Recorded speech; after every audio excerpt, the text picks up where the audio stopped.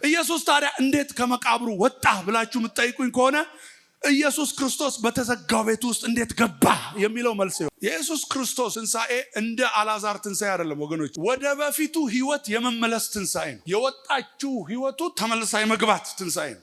ዝም በሉ ደቀ መዛሙርቱ እኛ ተኝተን ሳለ በሌሊት መጥተው ወስደውታል እኛ እንላለን፣ እነኛም እነኚህ ወስደውታል ይላሉ፣ እነኚህም እነኛን ወስደውታል ይላሉ። ጠቅልሉ ሁለት ክፍል አለው። አንደኛው ከአንገቱ በላይ ይጠቀልላል፣ ሁለተኛው ከደረቱ በታች እስከ እግሩ ድረስ ይጠቀልላል። አስክሬን እንደዛ ነው የሚጠቀልለው። እነሱ ለምንድን ነው ያላመኑት? እሱ ለምንድን ነው ያመነው? እና የእናንተ የእምነታችን ጀማሪ መስራች ፈጻሚ ኢየሱስ ጌታችን መድኃኒታችን ግን እምነታችን የቆመበት አለታችን ህይወታችን የተመሰረተበት የኛ ሀገር መቃብር መሬቱን ትቆፍራለህ ከዛ በኋላ ድንጋይ ታደርጋለህ። እንኳን አይደለም የቄሳር ምስል ያለበት ማህተም ቀርቶ ቤታችሁ ታክስ አትከፍሉ፣ ንግድ ቤታችሁ በወረቀት ሲታሸግ እንኳን አትነኳትም። የትንሣኤው ኃይል አለት የሚፈነቅል ኃይል አይደለም። የትንሣኤው ኃይል መሬት የሚያንቀጠቅጥ ኃይል አይደለም። የትንሣኤ ኃይል ያንተን ኃጢአት ነቅሎ የሚጥል ኃይል።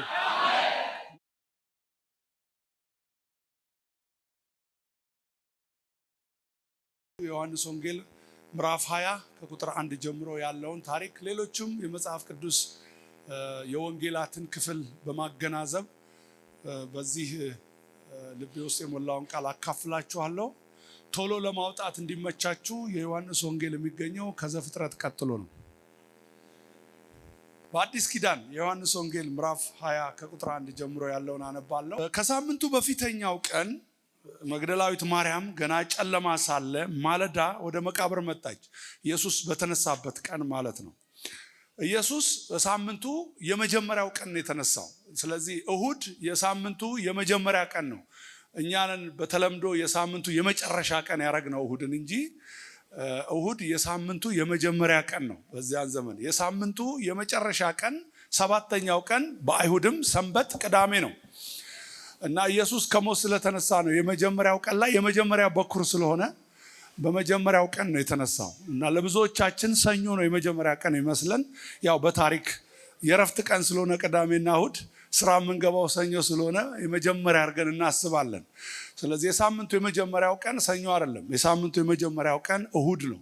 በግዕዝም አሃደ ከሚለው ቃል ነው የመጣው። አሃደ አሃድ አንድ ማለት ነው፣ መጀመሪያ ማለት ነው። እሁድ የመጀመሪያ ቀን ነው። ይሄ የእግረ መንገድ ትምህርት ነው። ግልጽ ነው።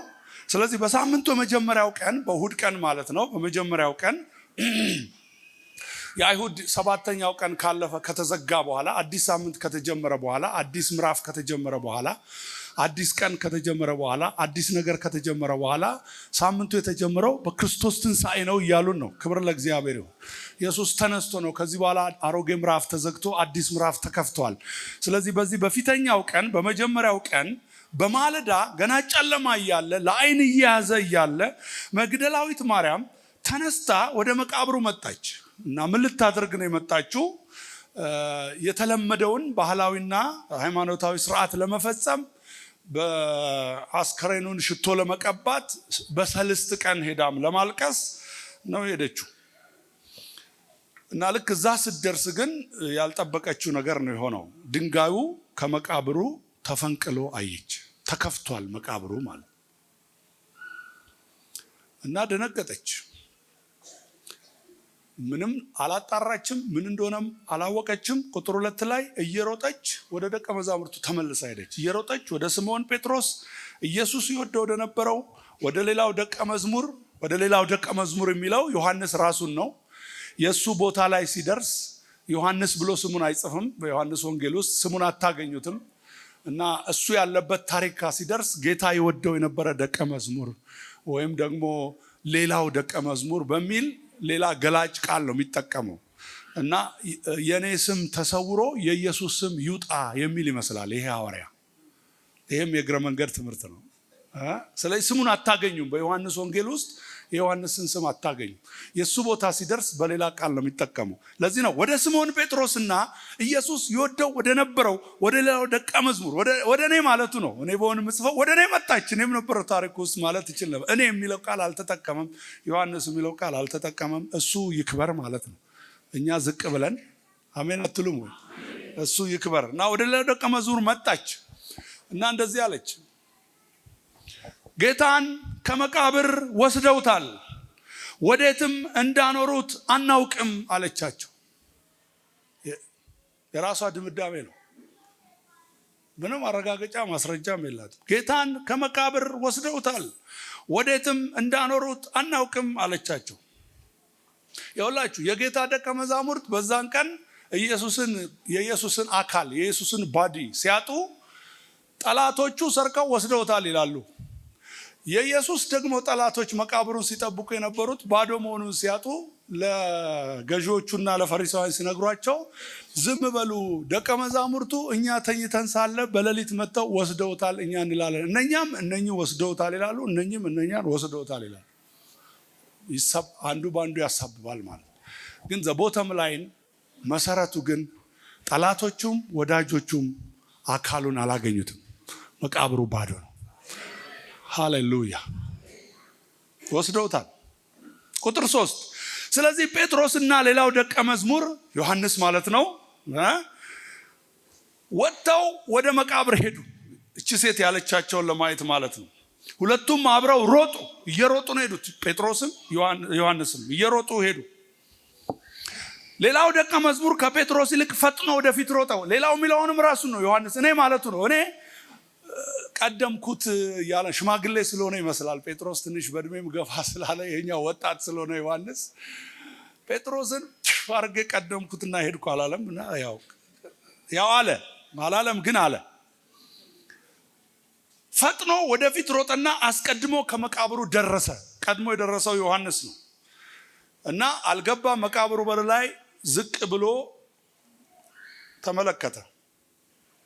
የተልባ እግሩን ልብስ ተቀምጦ አየ። ሊነን ክሎዝ ማለት የተልባ እግር የድሮ አማርኛ ነው። ከተልባ የተሰራ ልብስ ማለት አይደለም። ከተልባ ልብስ እንደሚሰራ አላቅም፣ ግን የሊነን ክሎዝ ነው። የተጠቀለለበት የተከፈነበት አካሉ ተጠቅልሎ የተቀበረበት። በዛ ዘመን በሳጥን አይቀበሩም፣ በመካከለኛው ምስራቅ ያሉ አይሁዶችም ሌሎቹም። ስለዚህ ጠቅልሉ ሁለት ክፍል አለው። አንደኛው ከአንገቱ በላይ ይጠቀልላል፣ ሁለተኛው ከደረቱ በታች እስከ እግሩ ድረስ ይጠቀልላል። አስክሬን እንደዛ ነው የሚጠቀልለው። ስሞን ጴጥሮስ ተከትሎት መጣ። አልገባም፣ ያኛው አልገባም። ዮሐንስ ደርሶ አልገባም። ጴጥሮስ ግን መጣ፣ ገባ። አሁን የነገርኳችሁን የልብሱን አቀማመጥ አየ። በዛን ጊዜ አስቀድሞ ወደ መቃብር የመጣው ሌላው ደቀ መዝሙር ደግሞ ገባ፣ ከጴጥሮስ በኋላ ማለት ነው። ጴጥሮስ ገብቶ ሄዶ ጨርቁን ነክቶ እዛ ጨርቁ ውስጥ ምንም አካል እንደሌለ አረጋግጦ እየተደነቀ በሌላ ክፍል ላይ ወጣ። ይሄኛው ደቀ መዝሙር ገባ ይልና የመልእክት ርዕስ ያለው እዚህ አካባቢ ነው። አየም ከዛስ፣ እስቲ ሁላችሁም በሉኝ ቃል አየም ከዛስ አመነም ይላል። ምንድነው ያመነው? ምንድነው ያየው? አየ። ምንም ያየው ነገር የለም። ኢየሱስ ክርስቶስን አካል አላየም። የኢየሱስ ክርስቶስን አፒራንስ አላየም። ኢየሱስ ክርስቶስ ተገልጦለት አላየውም። እዚህ ጋር አልተገለጠለትም፣ ግን አየ። ያየው ነገር እሷ ያለቀሰችበት ነገር፣ መቃብሩ የተከፈተበት ነገር፣ ድንጋዩ የተፈነቀለበት ነገር፣ ጨርቁስ ምንም አካል ያለመኖሩን ነገር አየና የተነሳውን ኢየሱስን ፊዚካሊ ሳይገለጥለት፣ አሜን ትላላችሁ፣ አመነ። አሜን አመነ። አየም አመነም። እቺ ቀድማ የመጣችው ሴት አላመነችም። ጴጥሮስም ገና አላመነም። ሌሎችም ደቀ መዛሙርት ገና አላመኑም። ከሞት መነሳቱን አላመኑም። እነሱ ለምንድን ነው ያላመኑት? እሱ ለምንድን ነው ያመነው? ዮሐንስ መልስ ይሰጠናል እዚሁ ጋር ወረድ ብሎ ቁጥር 9 ከሙታን ይነሳ ዘንድ እንዲገባው ወይም እንደሚገባው የሚለውን የመጽሐፉን ቃል ገና አላወቁም ነበርና። ስለዚህ ያላመኑት የመጽሐፉን ቃል ስላላወቁ ነው። ያመንኩት የመጽሐፉን ቃል የሚለውን ስላመንኩ ነው እንጂ ኢየሱስ ተገልጦ ስላየው አይደለም። ደቀ መዛሙርት ወደ ቤታቸው ደግሞ ሄዱ። ሁለቱም ያመነና ያላመነ ወደ ቤታቸው ሄዱ። ማን ቀረ መቃብሩ ላይ? የምታለቅሰው ሴት ቀረች። ያመነ ያላመነ ሄደ፣ የምታለቅሰው ቀረች። መፍትሄ አልሰጧትም። ቁጥር 11 ማርያም ግን እያለቀሰች ከመቃብሩ በስተውጭ ቆማ ነበር። ስታለቅስም ወደ መቃብሩ ዝቅ ብላ ተመለከተች። ሁለት መላእክትም ነጭ ልብስ ለብሰው የኢየሱስ ስጋ ወይም አካል ቦዲ ማለት ነው ተኝቶበት በነበረው አንዱ በራስጌ ሌላው በግርጌ ተቀምጠው አየች። እነኛ ሁለቱ ደቀ መዛሙርት ግን አላዩም። እነኚህ መላእክቶችን ገብተው አይተው ጨርቅ ነካክተው ምናምን የወጡት ያዩት ነገር የለም። እግዚአብሔር ደግሞ እየረዳት ነው ማለት ነው። እቺ ሴት ይበለጥ መላእክትን አሳያት። ከዛ ቁጥር 13 ላይ እንደዚህ አሏት እነኚህ መላእክት፣ አንቺ ሴት ስለምን ታለቅሻለሽ አሏት። እርሷም የሆኑ ሰዎች መስላቸዋለች። እንደዚህ አለች፣ ጌታዬን ወስደውታል፣ ወዴት እንዳኖሩትም አላውቅም አለቻቸው። ይህንም ብላ ወደ ኋላ ዞር ስትል ኢየሱስን ቆሞ አየችው። ኢየሱስም እንደሆነ አላወቀችም። ኢየሱስም መላእክቱ የተናገሯትን የጠየቋትን ጥያቄ እሱን ጠየቃች። አንቺ ሴት ስለምን ታለቅሻለሽ? መላእክቶቹ የማይገባቸው ለቅሶ ነው እቺ ሴት የምታለቅሰው። ምን ሆና ነው የምታለቅሰው ይላል። አንዳንድ ጊዜ አንዳንድ መልአክ አይገባውም ያንተን ለቅሶ። ለምንድነው አይገባው መሰላችሁ? በምስጋናና በሴሌብሬሽን ቀን እንዴት ይለቀሳል ይላሉ እነሱ። በጣም ግራ ይገባው። እኛ እኮ የመጣ ነው ልናበስራችሁ ነው፣ ተነስቷል ከዚህ በዚህ ቀን እንዴት ይለቀሳል? አሜን። ማንንስ ትፈልጊያለሽ? ለምንስ ታለቅሻለሽ አላት። እርሷም የአትክልት ጠባቂው ጋርድነሩ መስሏት፣ የዛ መቃብሩ ላይ ያለውን የአትክልትን የሚቆራረጥ ውሃ የሚያጠጣ ምናምን ሰው መስሏት እንደዚህ አለችው፣ ጌታ ሆይ አለችው፣ አንተ ወስደው እንደሆን ወዴት እንዳኖርኸው ንገረኝ፣ እኔም ወስደዋለሁ አለችው። ኢየሱስም ማርያም አላት። ይሄ ድምፅ አይኗን ከፈተው። ወገኖቼ እምነት ከማየት አይደለም፣ ንገሩት ከጎናችሁ ላለ ሰው፣ እምነት ከማየት አይደለም ከመስማት ነው። ይሄ ድምፅ ሲመጣ ያስተማራት የትምህርቱ ድምፅ ሁሉ ውስጡ አገባ። ማርያም አላት። እርሷም ዞር ብላ በዕብራይስጥ ቋንቋ ረቡኒ አለችው። መምህር ሆይ ማለት ነው ትርጓሜው። ኢየሱስም ገና ወደ አባቴ አላረኩም አትንኪ፣ ነገር ግን ወደ ወንድሞቼ ሄደሽ እኔ ወደ አባቴና ወደ አባታችሁ ወደ አምላኬና ወደ አምላካችሁ አደርጋለሁ ብለሽ ንገራቸው አላት። መግደላዊት ማርያም መጣ ጌታን እንዳየች ይህንንም እንዳላት ለደቀ መዛሙርቱ ነገረች። እግዚአብሔር ሆይ እናመሰግንሃለን፣ ይህን ቃል ባርክልን፣ እኛም ከቃልህ ከሕግህ ተአምራትን አሳየን። በዚህ ቃል ውስጥ ያለው ብርሃን ይብራልን። በዚህ ቃል ውስጥ ያለው እውነት ይገለጥልን። በዚህ ቃል ውስጥ ያለው ማጽናናት ወደኛ ይምጣ። በዚህ ቃል ውስጥ ያለው ፈውስ ወደኛ ይምጣ። በዚህ ቃል ውስጥ ያለው ማቆም ወደኛ ይምጣ። በዚህ ቃል ውስጥ ያለው ኃይል ወደኛ ይምጣ። በዚህ ቃል ውስጥ ያለው ጥበብ ወደኛ ይምጣ። በዚህ ቃል ውስጥ ያለው ያንተ ድምፅ ወደኛ ይምጣ። በዚህ ቃል ውስጥ ያለው መለኮታዊ ብርሃን ወደኛ ይምጣ። ክብር ላንተ ይሁን በኢየሱስ ክርስቶስ ስም። ስናነብ ባክግራውንድ ነው የሰጠዋችሁ። የመልእክቴ ርዕስና ሐሳብ ይሄ ነው፣ ማመን ሲከብድና ማመን ሲቀል በሚል ርዕስ ነው። ማመን መቼ ነው የሚከብደው? ማመንስ መቼ ነው የሚቀለው? የከበደባቸው ቦታ ነበር፣ የቀለላቸው ቦታ ነበር። የክርስቶስ ኢየሱስ ትንሣኤ የዓለምን ታሪክ የቀየረ ክስተት ነው በዓለም ላይ። ከሱ በፊትና ከሱ በኋላ ዓለም እንደ በፊቱና እንደ እንትኑ አሁን አልቀጠለችም። ቶታሊ ተቀይሯል። የብዙ ታላላቅ ሃይማኖቶች መስራቾች ሰዎች ዛሬም ድረስ መቃብራቸው ይጎበኛል። ሰዎች በየዓመቱ ሃይማኖታዊ ጉዞ ጉብኝት እያደረጉ አጽማቸውን ያዩታል። በመስታወት በተቀመጠ በሚያማምር በወርቅ በብር በተንቆጠቆጠ አስቀምጠው ይጎበኙታል፣ ይሳለሙታል፣ ያዩታል። በየዓመቱ ያለ መናፈቅ ሰዎች ወረፋ ይዛሉ፣ ባንክ ብራቸውን ያጠራቅማሉ፣ ይበደራሉ። ወደ እነዚህ ፒልግሪምስ የሚባሉት የሃይማኖት ጉዞ ተጓዦች በሁሉም ሃይማኖቶች ውስጥ አሉ። ቅዱስ ቦታዎች ብለው የሚሏቸው ቦታዎች ይሄዳሉ።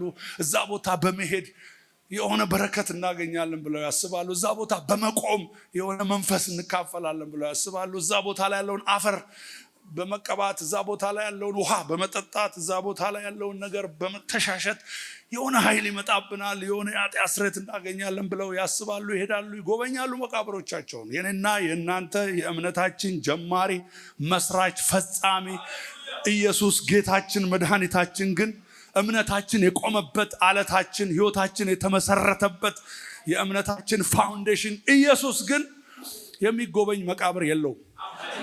ንገሩት ከጎናችሁ ላለ ሰው ሄዶ የሚጎበኝ መቃብር የለውም። ልትሄዱ ትችላላችሁ፣ ሚድል ኢስት ልትሄዱ ትችላላችሁ፣ ኢየሩሳሌም ጎልጎታ እዚህ ጋር ነበር የተቀበረው ብሎ ጋይዱን ሊያሳያችሁ ይችላል። ግን ምንም የምታተርፉት ነገር የለም። እሱ በዚያ የለም። ለጌታ ክብር ማምጣት ትችላላችሁ። እሱ በዚያ የለም።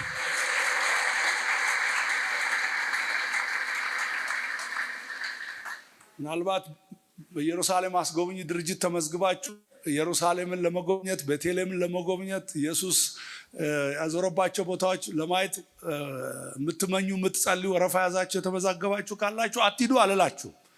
ምክንያቱም ጥሩ ነው መሄድ፣ አንተ እየሄድክነት እናንተ ምናምን እንዳትሉ ማለት ነው። ለመጽሐፍ ቅዱስን ለመረዳት በዛ አካባቢ ያለውን ታሪካዊ ክስተት ለማየት የበለጠ ሊረዳችሁ ይችላል። የሆነ ግን ከሰማይ ተከፍቶ የሆነ በረከት ላይ ፈሶ ተለውጬ እመጣለሁ ግን ካላችሁ ከስራችኋል። የለም፣ እዛሱ አይሰማኝም የለም። ያውን ከሙታን መካከል ስለምን ትፈልጉታላችሁ? እሱ ተነስቷል። ከዚህ የለም ነው የተባለው ማለት ነው። በዚህ የለም፣ እዚህ ቦታ አትፈልጉት። እንደውም ረስታችሁታል እንጂ ቃሉን ከመሞቶ ፊት ነግራችኋል። ወደ ገሊላ ይቀድማችኋል፣ ገሊላ እንገናኝ ብሏችኋል። ስለዚህ ከፈለጋችሁ ገሊላ ሂዱ። ሌላ ክልል ማለት ነው። እዚህ ሊገደል ሊቀበር ሊሞት ሊነሳ ነው የመጣው። እዚህ የለም። አሜን።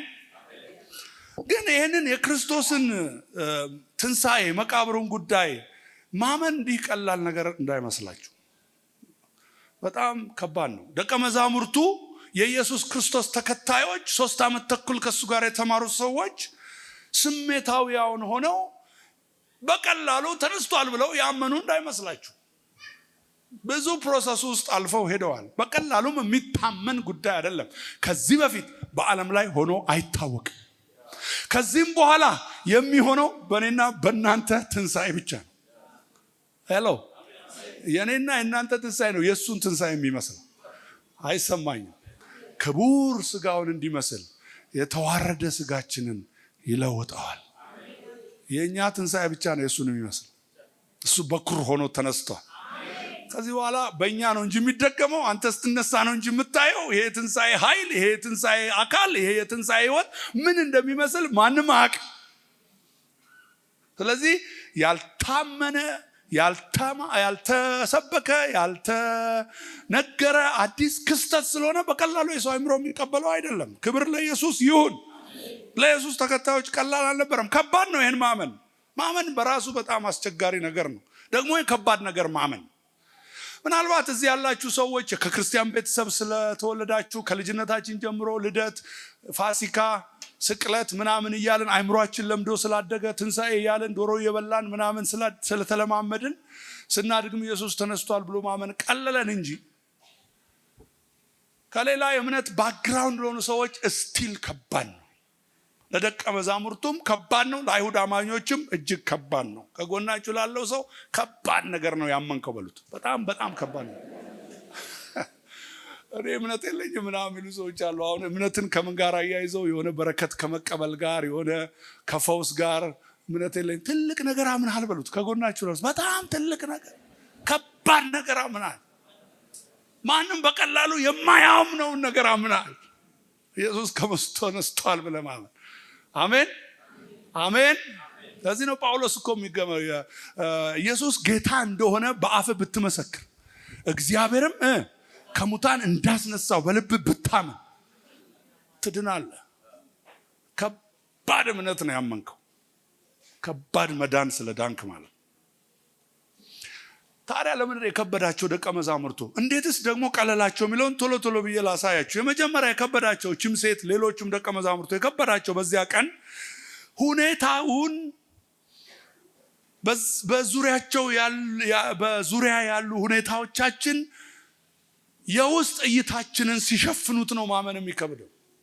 የውስጥ እይታችንን የተፈጠረ ሁኔታ እግዚአብሔር በሚያየው አይን እንዳናይ ሁኔታው፣ ዙሪያው፣ ገባው፣ ሲቹዌሽኑ፣ የተፈጠረው ነገር በጠቅላላ ከጠበቀችው ውጪ ሲሆን እቺ ሴት እሷ በአእምሮ አስባ 3 ቀን ተዘጋጅታ ሽቶ ገዝታ ለጓደኞቿ ነግራን፣ ለአንዳንድ ጓደኞች ቀጠሮ ይዛ፣ አንዳንድ ቦታ ላይ 2-3 ሆነው ነው ሴቶች ሄዱት። እዚህ ጋር ዮሐንስ እሷን ብቻ ነው ያስቀመጠው። ግን ሌሎችም ሆነው ተቀጣጥረው አላርም ሞልተው፣ አላርም የለም ለካ በዛ ዘመን፣ እና በሌሊት ተነስተው ሞባይል ተደዋውለው የለም እሱም ብቻ ኤኒዌይ ምን እናርግ ብለው ቀጠሮ ይዘዋል። ጠዋት ሄደን የኢየሱስን አስክሬን የኢየሱስን አካል ሽቶ ቀብተን ሰልስት አልቅሰን ትዝታውን አስበን ከዛ በኋላ ወደ ቤታችን እንመለሳለን ብላ ነው። በዚህ ሙድ በዚህ እሳቤ ነው የሄደችው።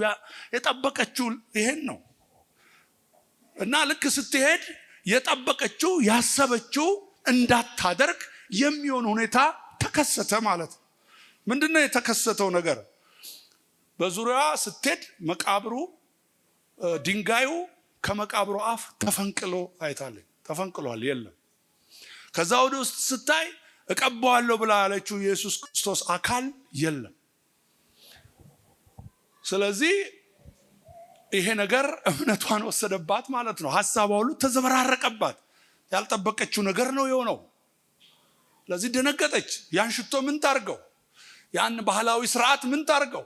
ያን ሃይማኖታዊ ስርዓት ምን ታርገው? ያንን ቀጠሮ ይዛ የመጣችበትን ጉዳይ ምን ታርገው? የታፍሰው ምንቱን ድብልቅልቁ ወጣባት እና ማልቀስ ጀመረች። ድንጋዩ ከመቃብሩ ተፈንቅሏል። የመቃብሩ መከፈት፣ የድንጋዩ መንከባለል፣ የመቃብሩ ባዶ መሆን የራሷ ድምዳሜ ላይ እንድትደርስ አደረጋል። የባህሉን፣ የሃይማኖቱን፣ የአገሩን ስርዓት ፈጽማ ለመመለስ ነው ሄደችው ወደ መቃብሩ ማለት ነው። የመጣችውም ለዚያ ነው።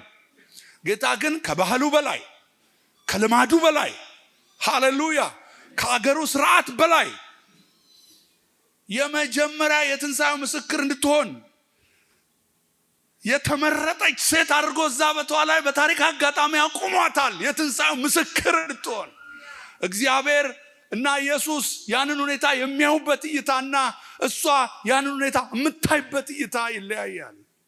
ሁኔታውን በእግዚአብሔር አይን ይበሉት። ከጎናቸው ያለውን ሰው ሁኔታህን በእግዚአብሔር አይን እግዚአብሔር እንደሚያየው እይ። አሜን፣ አሜን፣ አሜን። የራሷ ድምዳሜ ላይ ደረሰች። ማንም ያላላትን፣ ማንም ያልነገራትን ራሷ ደመደመች። ከየትም ያላመጣችው። ልክ እነኚህ ሁሉ ሁኔታዎች ተዘርዝረው ኮንክሉዥን ላይ ስትደርስ ጌታን ወስደውታል፣ ወዴት እንዳኖሩትም አላውቅም ብላ ማልቀስ ጀመረች። የኢየሱስ ክርስቶስ ትንሣኤ እንደ አልዓዛር ትንሣኤ አይደለም ወገኖቼ። ሄሎ፣ እዚህ ቤት ሰው አለ? የአልዓዛር ትንሣኤ ወደ በፊቱ ህይወት የመመለስ ትንሣኤ ነው። ሄሎ፣ ወደ በፊቱ ህይወት ሳይሞት ወደ ነበረበት ህይወት የመመለስ የወጣችው ህይወቱ ተመልሳ የመግባት ትንሣኤ ነው። ሄሎ፣ ኢየሱስ ጌታ ነው። ደግሞ የአይሁዳውያን የቀብርና የመቃብር ስርዓት ለትንሣኤ ይመቻል። ዋሻ ነው የነሱ መቃብር። እንደምታውቁት በተራሮች በትንንሽ ኮረብቶች ስር የተቆፈረ የሚሰራ ዋሻ ነው መቃብራቸው። እንደ ቤት አይነት ነው። አለት ተፈልፍሎ ምናምን ድንጋይ ተቆፍሮ ምናምን ሰፋ ይላል። ቤት ነው።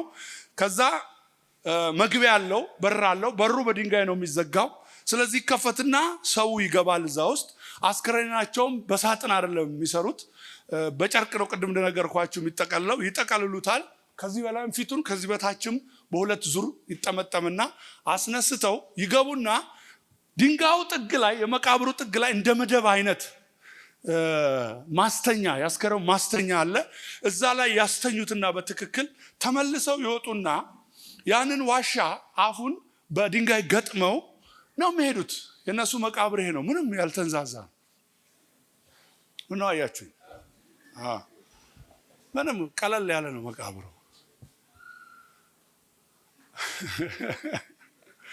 ስለዚህ ኢየሱስ መጣና በአራተኛው ቀን ቆመና መቃብሩ ቦታ ላይ ታስታውሳላችሁ አይደል? የኢየሱስና የአልዓዛርን ትንሣኤ ልዩነት እንድታዩ ብዬ ነው። ቆመና ሰዎቹን ጎረምሶቹን ምን አላቸው? ድንጋዩን ከመቃብሩ ላይ አንሱለት አላቸው። ኧረ ይሸታል ምናምን አሉት እና አነሱለት። ድንጋዩ ተነሳ። ከዛ ኢየሱስም አልገባም፣ እህቶቹም አልገቡም። ድምፁን ከፍ አድርጎ ኢየሱስ ሳይገባ አልዓዛር ተነሳና ውጣ አለው እና ድምፁ በቤት ገባና አልዓዛር ከተኛበት መደብ ላይ አስተኝቶት ከሄዱበት መደብ ላይ ተነስቶ እግሩም ታስሯል፣ እጁም ታስሯል፣ ፊቱም አይኑም ተጨልሞበታል። እንደዚህ ብሎ ነው የወጣው እየተጋጨ ምናምን ወጣ እና ውጪ ወጥቶ ቆመ። ሲቆም ኢየሱስ ምን አላቸው? መልሱልኝ፣ ምን አላቸው? ፍቱት፣ ይህ አሁን መፍታት አይችልም፣ ገንዛችሁታል። ከዛ ፈቶት፣ ከዛ አየ። እንደዛ ነው አልዓዛር የተነሳ።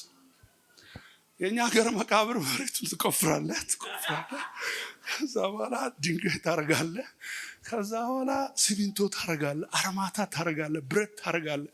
ሳጥኑም ደግሞ በብሎ ምናምን በደንብ አድርጋ አጥብቀው ትላለህ፣ በደንብ ታጠብቃለህ።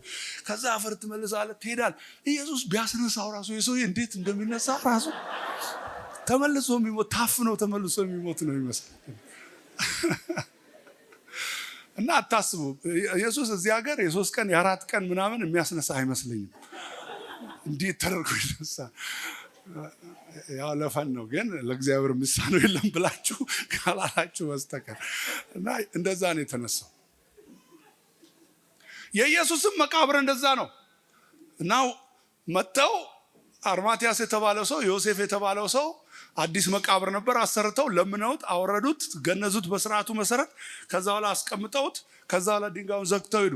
ድንጋዩን ዘግተው ሲሄዱ ፈሪሳውያኑ ይሄ ሰውዬ ሳይሞት በፊት እነሳለሁ ብሎ ተናግሮ፣ የሚገርማችሁ ደቀ መዛሙርቱ የረሱትን ቃል ጠላቶቹ ግን አስታውሰውት ነበር። ከዚህ አድን በሉት ከጎናችሁ ላለ ሰው፣ አንተ ረስተህ ጠላቶቹ ሲያስታውሱ ማለት እና በህይወት እያለ እነሳለሁ ብሏል። ስለዚህ ተነስቶ ሌላ ጥፋት እንዳይሆን አሉና ድንገት ሲነሳ እንዳይወጣ ብለው በድንጋዩ ላይ ምን ይሁን አሉ? ማህተም ይደረግበት፣ የቄሳር ማህተም ያለበት ነገር ይሁንበት ተብሎ ማህተም ተደረገ። አሁንም ፈሪሳውያንም ይሁኑ የኢየሱስ ጠላቶች ይሁኑ ደቀ መዛሙርቱ ሰው የሚነሳው በደም ስሙ እዚህ ጋር እንደ አልዓዛር የሚነሳ ነው የመሰላቸው። ትንሣኤ ማለት ለነሱ የሞተው ወደ ህይወቱ መመለስ መስሏቸዋል። የኢየሱስ ክርስቶስ ትንሣኤ ከዚህ ያልፋል። አይሰማኝም። ስለዚህ ድንጋዩን ቢያረጉ ማህተም ቢያረጉ ህግ ስለሆነ እንኳን አይደለም የቄሳር ምስል ያለበት ማህተም ቀርቶ ቤታችሁ ታክስ አትከፍሉ፣ ንግድ ቤታችሁ በወረቀት ሲታሸግ እንኳን አትነኳትም። ያችን አስፈጽማችሁ ጨርሳችሁ ዳችሁን ከፍላችሁ ራሳቸው መጥተው ካላነሱት በስተቀር አታነሱም። የወንጀል ተጠያቂነት ይኖረዋል። ስለዚህ ደቀ መዛሙርቱም እንዲፈሩ ማንም እንዳይነካ እንዳይነሳ ከተነሳም ድንገት እንዳይወጣ ኢየሱስ ማለት ነው ብለው ነው ያሸጉት ማለት ነው። ወገኖቼ ኢየሱስ ክርስቶስ ከሞት ሲነሳ ግን መቃብሩን ፈንቅሎ አልተነሳም።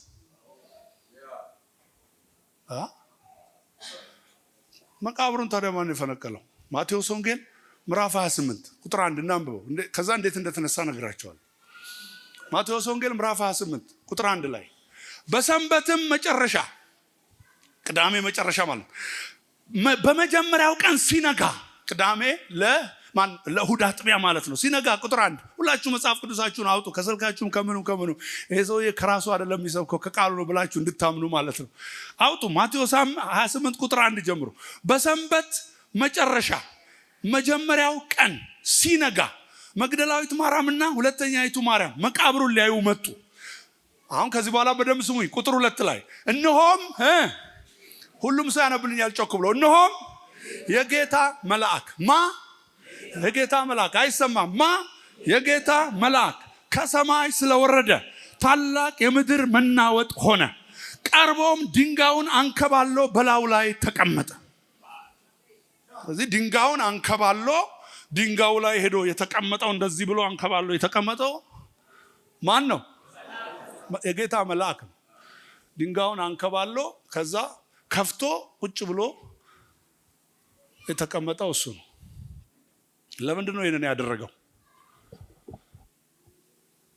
ይመጣሉ መግደላዊት ማርያም እነ ዮሐንስ እነ ምናምን ይመጣሉ። መነሳቱን ማየት አለባቸው። ኢየሱስ ክርስቶስ ሲነሳ ከዚህ መልአኩ ከመምጣቱ በፊት ነው ቀድሞ የተነሳ። ዘበኞቹ በስነ ስርዓት እንደቆሙ፣ ድንጋዩ በስነ ስርዓት እንደተዘጋ፣ ማህተሙ በስነ ስርዓት እንደተነካ መሬት ሳይንቀጠቀጥ ምድር ሳይናወጥ የሆነ ልዩ ኃይል እንትኖቹ ላይ ምንድነው ጠባቂዎቹ ላይ ሳይወድቅ ሰዓቱ ሲደርስ ምናልባት ከሌሊቱ 9 ሰዓት በኔ ግምት 8 ሰዓት 10 ሰዓት ላይ የትንሳኤው ኃይል ምድርን የሚያናውጥ ኃይል አይደለም። የትንሳኤው ኃይል አለት የሚፈነቅል ኃይል አይደለም። የትንሳኤው ኃይል መሬት የሚያንቀጠቅጥ ኃይል አይደለም። የትንሳኤው ኃይል ያንተን ኃጢአት ነቅሎ የሚጥል ኃይል መንፈሳዊ ኃይል ነው። ፊዚካል አይደለም። ዱናመሱ ፊዚካል አይደለም። ስለዚህ ተነስቶ ይሄ ሲነሳ አላዛር ወደ ህይወት የመጣበት አይነት አነሳስ ሳይሆን አዲስ አካል፣ አዲስ ኃይል። ሃሌሉያ ሃሌሉያ። በድካም ተሰቅሏል። በእግዚአብሔር ኃይል ግን በክብር ይኖራል። በእግዚአብሔር ኃይል የተነሳ ስለሆነ የተለወጠ ባዲ የትንሳኤ አካል ይዞ ስለሆነ ይሄ የትንሳኤ አካል መቃብር አይዘውም። ይሄ የትንሳኤ አካል ምንም ፊዚካል የሆነ ግድግዳ አይዘውም። ምንም የሚያቆመው ኃይል የለም። ብድግ ብሎ ተነስቶ መውጣት ከፈለገ ዝም ብሎ ይወጣል። ኢየሱስ ታዲያ እንዴት ከመቃብሩ ወጣ ብላችሁ የምትጠይቁኝ ከሆነ ኢየሱስ ክርስቶስ በተዘጋው ቤት ውስጥ እንዴት ገባ የሚለው መልስ ይሆናል። ለጌታ ክብር አጨብጩ። ይሄ ከገባችሁ በመሸ ጊዜ ደቀ መዛሙርቱ አይሁድን ፈርተው በራቸውን ዘግተው ቆልፈው ሳለ ኢየሱስ ክርስቶስ ድንገት በመካከላቸው ገብቶ ሰላም ለእናንተ ይሁን፣ በሩን ሳንኳኳ የተቆለፈውን በር ሳይሰብር እንደተዘጋ መሃላቸው ላይ ተከሰተ። የዘጉት በር አልያዘውም። የቆለፉት ቁልፍ አልያዘውም። ምድራዊ ከተንበር አያቆመውም። የሰው ግንብ አይዘውም። የሰው ስርዓት አይዘውም። የሰው ሃይማኖት አይዘውም። የሰው መቅደስ አይዘውም። የሰው ባህል አይዘውም።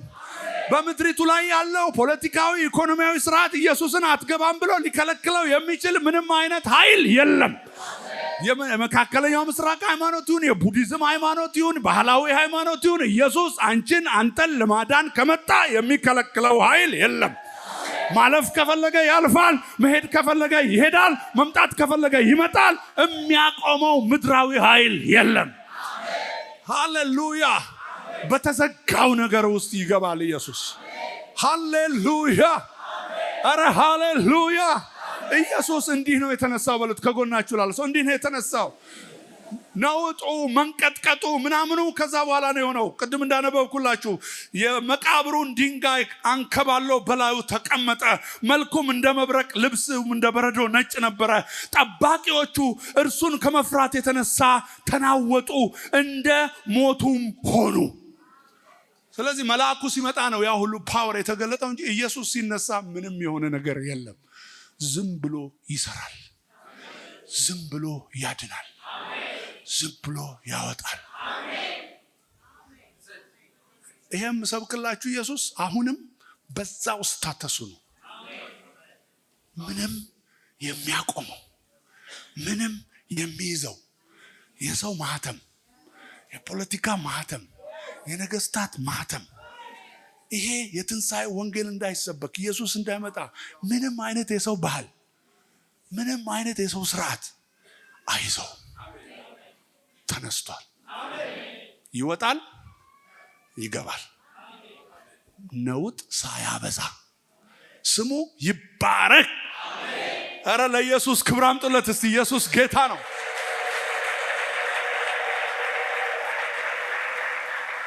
እንዲህ ነው የተነሳው። ዮሐንስ ምን ተለማምደውታል። ፈጥሞ በሚባል ደሴት ውስጥ ታስሮ ጠባቂዎች እያሉ በደሴት ውስጥ በቀዝቃዛው ማንም አይመጣም ማንም አይጎበኘውም ተብሎ ተጥሎ እያለ ኢየሱስ መጣ። ዮሐንስ ወዳጁን ቪዚት ሊያደርግ አሜን መጣ። የሮማውያን ወታደሮች የእስረኛው ስርዓት የሰንሰለቱ የጠባቂዎቹ ብዛት አላስቆሙትም። ሰተት ብሎ መጥቶ ዮሐንስ ጋር ነው የቆመው። አሜን አሜን። ጠባቂዎቹ ሰው እንዳይመጣ ዮሐንስን ጠብቀውታል። ኢየሱስ ግን ዮሐንስን ያናግረዋል። አይሰማኝም። ማነህ የሚለው የለም። ቁም የሚለው የለም። ሊመጣ ከፈለገ ይመጣል።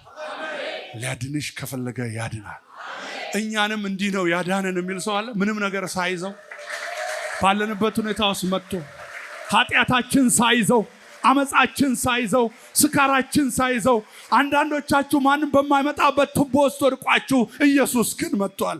አንዳንዶቻችሁ መቅደስ ውስጥ እያለን በባህላዊ ስርዓት እሱን ያመለክን እየመሰለን ማንም የማይመሰክርልን እያለን በተለይ የኛ ታሪክ የአማኑኤል ታሪክ በሰንበት ትምህርት ቤት ውስጥ ሆነን በባህሉ ታስረን እየተከራከርን ባለበት ሰዓት ማንም ክርስቲያን ወደዛ መቅደስ ወደዛ ቤተክርስቲያን ድርሽ በማይልበት ሰዓት የናዝሬቱ ኢየሱስ የሰዎችን ቀሚስ አልፎ የሰዎችን ስርዓት አልፎ የሲኖዶሱን ኃይል አልፎ የምድራዊ ሰዎችን ስርዓት አልፎ ከተተበተምንበት መጣና ልባችንን ነካው። እዛው ሆነን ተለወጥን። ማን መጥቶ ነው የመሰከረላችሁ? ኧረ ኢየሱስ ነው የመጣው። የእናንተ ግንብ አይከለክለውም። የእናንተ ቅዳሴ አይከለክለውም። የእናንተ አመፃ አይከለክለውም። አሁንም የሰው ሃይማኖት የሰው ስርዓት አይከለክለውም። ኢየሱስ የትም እየሄደ ምርጦቹን ያድናል፣ ያወጣል፣ ይታደጋል። ሃሌሉያ! እንደገና ክብር አምጡለት ለዚህ ለኢየሱስ።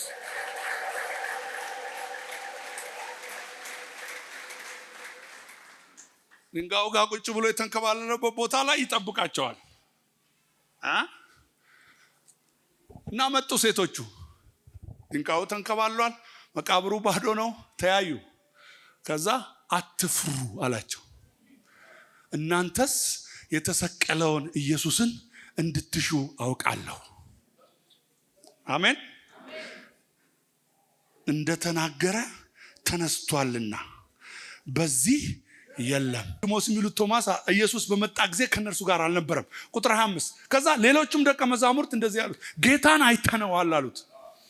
እርሱ ግን የችንካሩን ምልክት በእጆቹ ካላየው፣ ጣቴንም በችንካሩ ምልክት ካላገባው፣ እጄንም በጎኑ ካላገባው አላምንም አላቸው። እኔ ማምነው በምልክቶች ነው፣ በታንጀብል በሆነ ኤቪደንስ ነው ማምነው አላቸው።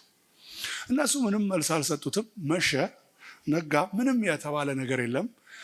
መልእክቴን በዚህ ነው መጠቀልለው ብያችኋለሁ። የዛሬ ቀን የቶማስ ቀን ነው። የዛሬ ቀን የቶማስ ቀን ነው። ግን የቶማስ ታቦት የለም እዚህ ቤት፣ ችግር የለም። የቶማስ ቀን ነው። ለምንድነው የቶማስ ቀን የሆነው? ቁጥር 26 ላይ ከ8 ቀንም በኋላ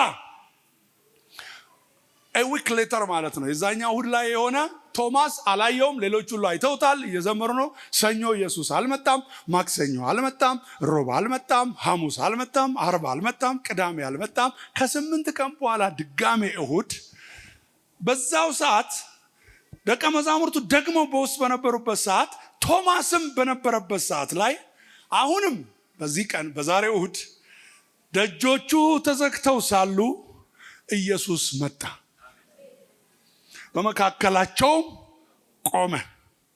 ከዛ ሰላም ለእናንተ ይሁን አላቸው።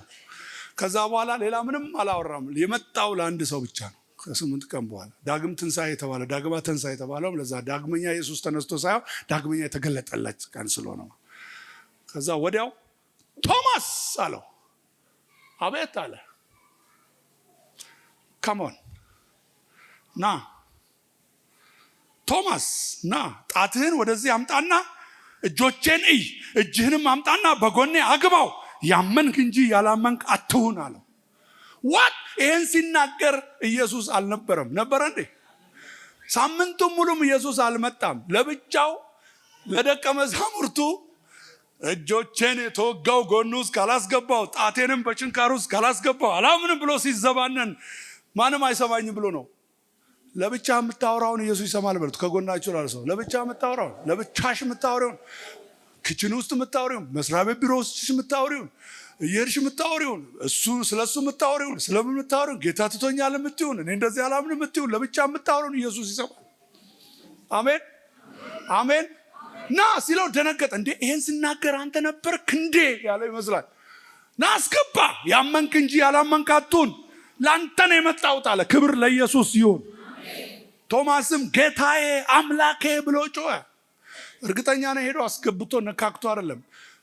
የዛሬ ሳምንት ያወራውን ራሱ ኢየሱስ ዛሬ ማውራቱ አስገርሞታል። ጌታዬ አምላኬ ብሎ መለሰለት።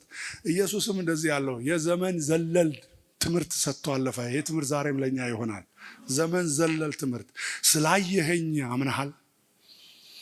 ሳያዩ የሚያምኑብኝ ብፁዓን ናቸው። ምን ሳያዩ? ሚራክል ሳያዩ፣ የኔን የትንሣኤ አፒራንስ ሳያዩ የሚያምኑ። ሁሉም ለማመን ኢየሱስ ለሁሉም መገለጥ አያስፈልገው። እኛ በጣም የተባረኩ መንፈሳዊ ሰዎች የምንላቸው ኢየሱስ ተገልጦላቸው ኢንካውንተር ያላቸው የሆነ ልዩ ህልም ያሉ ልዩ ራእይ ያሉ በጣም መንፈሳዊ የሆኑ። ይህንን ያልተለማመዳችሁ ሰዎች ደግሞ ትንሽ መንፈሳዊ ዝቅ ያላችሁ አድርጋችሁ ነው የምትቆጥሩት። ኢየሱስ ግን እንደውም ከፍ ያላችሁ መንፈሳዊያን ሳያዩ የሚያምኑ ናቸው። ምን ሳያዩ? አፒራንስ፣ ሚራክል፣ ታምራት ሳያዩ የሚያምኑብኝ፣ ቃሉን ኢየሱስ እንደተነሳ የሚያምኑ እነሱ ብፁዓን ናቸው። ጳውሎስም በዚህ ነው የደመደመው። በጳውሎስ መልእክት ንባብ እኔም መልእክቴን እደመድማለሁ። አንደኛ ቆሮንቶስ ምዕራፍ 15 ላይ ወገኖች ሆይ ይላል። ወንድሞች ሆይ የሰበኩላችሁ ቁጥር 1 ላይ ምዕራፍ 15 ቁጥር 1 የሰበኩላችሁን ደግሞም የተቀበላችሁትን እኔ ሰብኬላችኋለሁ፣ እናንተ ተቀበላችኋል። የተቀበላችሁትን በእርሱም ደግሞ የቆማችሁበትን በእርሱም ደግሞ የምትድኑበትን ወንጌል አሳስባችኋለሁ። ይህን ወንጌል ሌት ሚ ሪማይንድ ዩ ላሳስባችሁ። የሰበኩላችሁን የተቀበላችሁትን የዳናችሁበትና አሁን ጸንታችሁ የቆማችሁበትን ወንጌል ልንገራችሁ ምን አይነት ወንጌል እንደሆነ። የሰበኩላችሁን የተቀበላችሁትን የዳናችሁበትንና የቆማችሁበትን ወንጌል ሌት ሚ ሪማይንድ ዩ ላሳስባችሁ። ምን አይነት ወንጌል ነው የሰበከላቸው? ምን አይነት ወንጌል ነው የተቀበሉት? ምን አይነት ወንጌል ነው የዳኑበት? ምን አይነት ወንጌል ነው የቆሙበት? እኔ ደግሞ ቁጥር 3 ላይ የተቀበልኩትን ከሁሉ በፊት አሳልፌ ሰጠኋችሁ። እኔ የሰጠኋችሁ እኔ ራሴ ተቀብዬ ነው። ይሄን የመዳን ወንጌል ራሴ ተቀብዬ ነው ለእናንተ የሰጠኋችሁ። እኔ ምን ብዬ ተቀብዬ ነው ለእናንተ የሰጠኋችሁ? እንዲህ ብዬ መጽሐፍ እንደሚል ክርስቶስ ለኃጢአታችን ሞተ ተቀበረ። ሃሌሉያ! ሞተ ተቀበረ ብዬ ያመንኩት የሞተና የተቀበረ ለታ ንፍሮ በልቼ ቀብር አስቀብሬ ስለመጣው ስላየሁ አይደለም። መጽሐፉ ሞተ ስላለኝ ነው። አይሰማኝም። መሞት ማንም ይሞታል። ስለ ኃጢአታችን ሞተ ብሎ ያለኝ ግን መጽሐፉ ነው። ተቀበረ ያለኝ መጽሐፉ ነው። ይሄ ነው ወንጌል። ንገሩት፣ ወንጌል የመጽሐፉ ቃል ነው በሉት። ከጎናችሁ ላሉ ሰው የተቀበልከው የዳንክበት፣ ሃሌሉያ፣ የተሰበከልህ የቆምክበት ወንጌል የመጽሐፍ ወንጌል ነው በሉት። ከጎናችሁ ያለውን ያዙ። የመጽሐፍ ወንጌል የሚራክል፣ የተአምራት፣ የምናምን፣ የመገለጥ፣ የህልም ምናምን የሰው ኮንፊዥን አይምሮ የመጣ ወንጌል አይደለም። አሜን። በጣም የሚያስገርመው ነው ቁጥር 4 ላይ መጽሐፍ እንደሚል በሶስተኛው ቀን ተነሳ። በሶስተኛው ቀን ተነሳ ብዬ ያመንኩት ተነስቶ ስለተገለጠልኝና ስላየሁት አይደለም። መጽሐፉ በሶስተኛው ቀን ተነሳ ብሎ ስላለኝ ነው ያመንኩት። አሜን። ሳያዩ የሚያምኑ ማለት ነው። ተሰብከው የሚያምኑ፣ ተሰብከው የሚድኑ ብፁዓን ናቸው። ይሄ ነው የተቀበልነው ወንጌል፣ የዳንበት ወንጌል፣ የቆምንበት ወንጌል፣ የተሰበከልን ወንጌል ይሄ ነው። ግን እንዲሁ ለማስረጃ ተጨማሪ ነገር ልንገራችሁ ይላቸዋል። ለኬፋ ታየ፣ በኋላም ለ12ቱ፣ ከዚያም በኋላ ከ500 ለሚበዙ ወንድሞች በአንድ ጊዜ ታየ። 500 ሰው ተሰብስቦ ሲያመልክ ለ500ዎቹም ባንዴ ታይቷል። ልክ ለ11ዱም ባንዴ እንደታየው፣ ለሁለቱም ባንዴ እንደታየው፣ ለሴቶቹም እንደታየው፣ ለሁሉም እንደታየው ለ500 ሰው በአንድ ጊዜ ታይቷል ኢየሱስ። አንዳንዶቹ ሞተዋል፣ አንቀላፍተዋል። አንዳንዶቹ ግን እስካሁን በመካከላችን በህይወት አሉ። የሚበዙቱ ወንድሞች ከ500 የሚበዙ ወንድሞች ታይተዋል። ከነርሱ የሚበዙቱ እስካሁን አሉ። አንዳንዶች ግን አንቀላፍተዋል። ከዚያ በኋላ ለያዕቆብ ታየ። ከዛስ በኋላ ለሐዋርያት ሁሉ ታየ። ከሁሉ በኋላ እንደ ጭንጋፍ ለመሆን ለኔ ታየኝ ይላል ጳውሎስ። የደማስቆ ልምምድ ያነሳል። ኢየሱስን አይቶታል። እኔ ግን ስላየሁት አይደለም ያመንኩት፣ መጽሐፉ በሶስተኛው ቀን ተነሳ ብዬ ነው ያመንኩት። አሜን። አይተነዋል፣ ግን ዋናው ማስረጃችን ማየታችን አይደለም። ዋናው ማስረጃችን ለትንሣኤው መጽሐፉ ነው የሚለው።